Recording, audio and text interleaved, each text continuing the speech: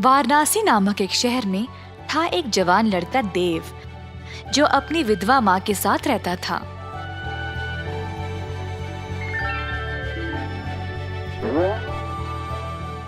उनकी थी 1 एकड़ की जमीन, जिसमें वह काम करके अपनी रोजी रोटी कमाते थे। एक दिन अचानक से आए 2 सैनिक और देव को बिना उसकी कोई गलती कैद खाने ले गए।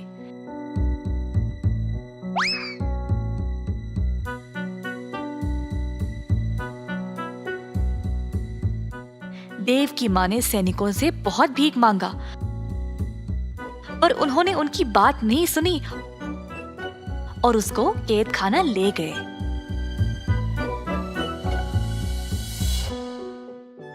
देव की माँ अब बेसहारा बन गई, क्योंकि उसका ख्याल रखने वाला और कोई नहीं था। इन सब की वजह से अब खेती का काम भी रुक गया। इसी तरह दिन बीत गए और सारा खेत सूख कर नष्ट हो गया। कमाने का उनका यही जरिया था और अब माँ के पास कोई खाना भी नहीं बचा। देव की माँ को समझ नहीं आया कि वह क्या करे। वह अपने बेटे से बात करना चाहती थी, शायद वो उसको बताए कि वह क्या करे। देव की माँ गई एक गुरुजी के पास एक पत्र लिखने में उनकी मदद मांगने। गुरुजी, मेरे बेटे को बंदी बनाया गया है बिना उसकी कोई गलती के। अब मेरा ख्याल रखने के लिए कोई नहीं रहा। कृपया आप देव के लिए मेरी तरफ से एक पत्र लिख दें। देव की माँ, आप जैसा चाहे मैं वैसा ही करूँगा। आप हौसला रखिए, सब ठीक हो जाएगा। गुरु ने पत्र लिखा।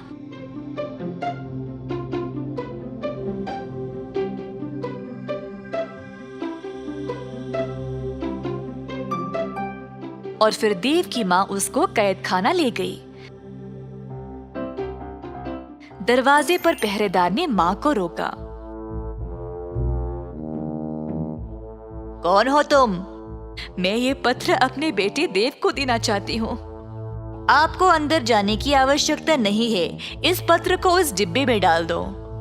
देव की माँ ने वैसा ही किया और वहाँ से चली गई। कैद खाने पर जो भी खाना, पत्र या तोहफे आते थे, पहले पहरेदार उनको जांचते थे और तब ही कैदियों तक पहुंचाते। इसी तरह देव की माँ का पत्र भी पहले पहरेदार ने जांचा और फिर देव तक पहुंचाया। माँ का पत्र पढ़कर देव को बहुत बुरा लगा। वह सोच रहा था कि वह क्या करे, जब उसके बाजू में एक और कैदी ने बोला, हे देव, तुम्हारे परिवार ने क्या भेजा है तुम्हारे लिए? कुछ नहीं भाई, बस ये पत्र है। मेरी पत्नी ने मेरे लिए मेरा मनपसंद केक भेजा है, पर इन पहरेदारों ने तो इनको पूरा खराब कर दिया। तो हमें जो भी मिलता है, हर एक चीज की जांच होती है क्या? हाँ जी भाई साहब। देव को इस बारे में पता लगने के बाद उसने वापस अपनी माँ को एक पत्र लिखा।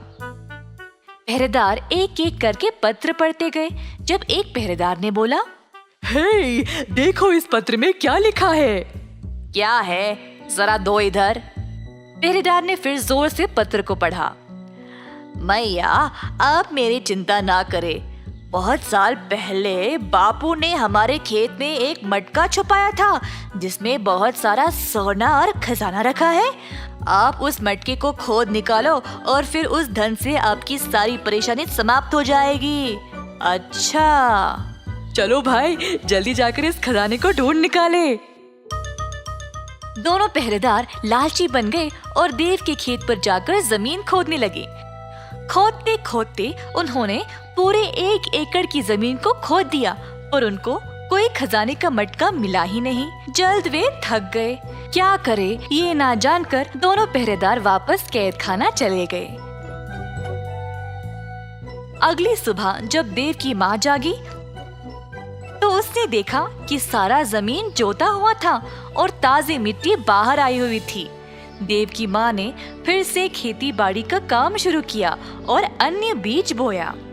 धीरे धीरे वह पैसे कमाने लगी और कुछ ही समय में उसने काफी पैसे जमा लिए, जिससे उसने अपने बेटे को जेल से रिहा करवा लिया।